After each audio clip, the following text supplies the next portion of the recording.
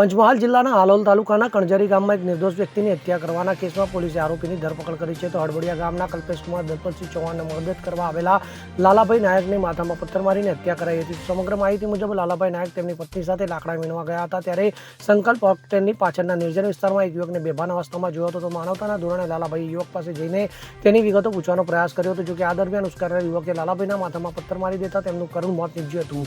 જે બાદ તાલુકા રૂરલ પોલીસે આ કેસમાં તાત્કાલિક કાર્યવાહી કરતા સર્વેલન્સ ટીમો બનાવી કણજરી ગામની આસપાસના વિસ્તાર અને જીઆઈડીસી વિસ્તારના સીસીટીવી ફૂટેજની તપાસ કરી આરોપીની ભાળ મેળવી હતી. પોલીસની તપાસમાં આરોપી કલ્પેશકુમાર હળબડિયા ગામનો રહેવાસી હોવાનું બહાર આવ્યું હતું, ત્યારે હાલ પોલીસે આરોપીની ધરપકડ કરી આગળની કાર્યવાહી હાથ ધરી છે.